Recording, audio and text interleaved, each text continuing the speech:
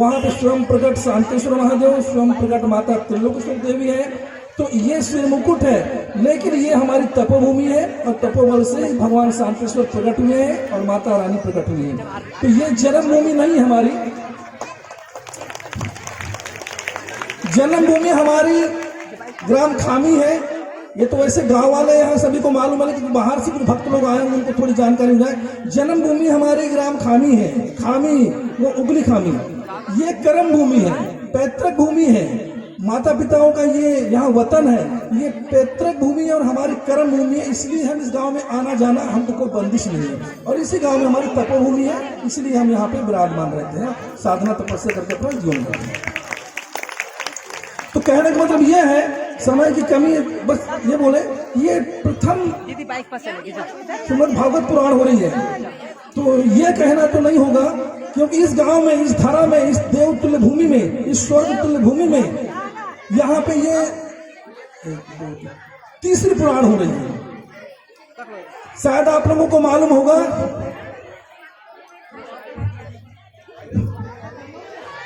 अध्यक्ष साहब है यहाँ पे बोलता हूँ,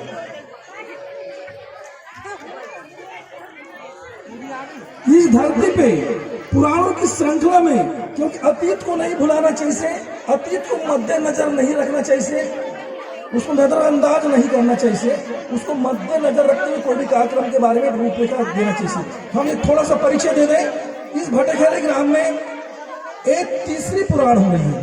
प्रथम शिव पुराण हुई थी, वो हमारे द्वारा ही हुई थी। सांगोपांग, शुरू से आखिर तक सांगोपांग जो पाठ होता है शास्त्र विधि से, वो किया गया था।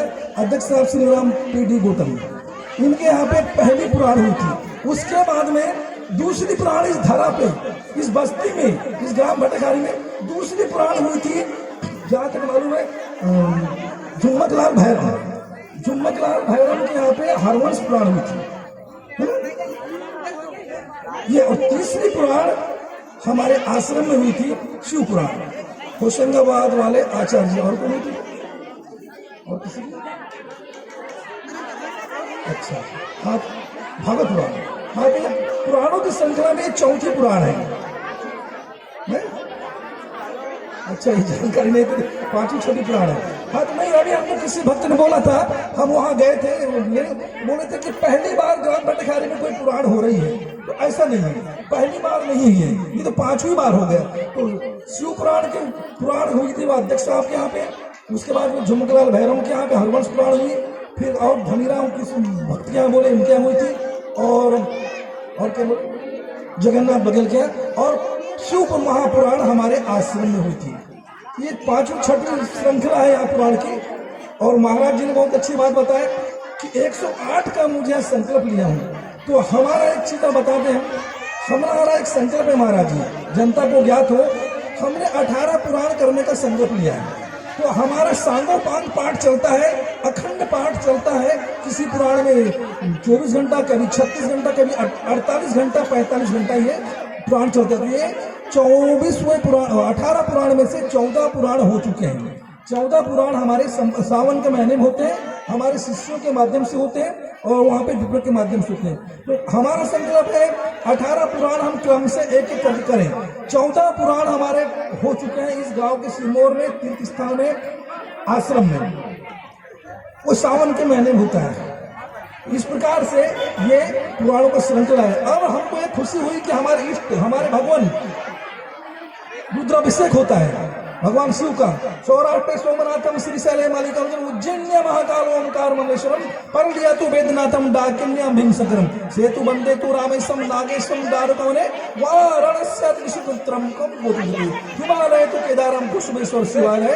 12 ज्योतिर्लिंग नमस्कार करो। या 21 ज्योतिर्लिंगों का या पार्थिव शिवलिंगों का निर्माण होता है। महाराज श्री की टीम उसका अभिषेक करा रही है। ये यानी ये चीज अनहोनी चीज हुई है इस गांव में, और इस गांव में सुख शांति बन रही है, भगवान कृपा दृष्टि बन रही है। लेकिन ये भी दूसरी बार हुआ है, छोटे रूप में कहो, बड़े रूप में कहो। सन 1986 87 में ये रुद्र पार्थिव शिवलिंग बना के मिट्टी का शुद्ध शोधन करके गौरोचन, केसर, कस्तूरी, जो पंच वस्तु चंदन से जो मिश्रित करके मिट्टी का मार्जन करके जो शिवलिंग तैयार किया जाता है, वो 1986-87 में हुआ था।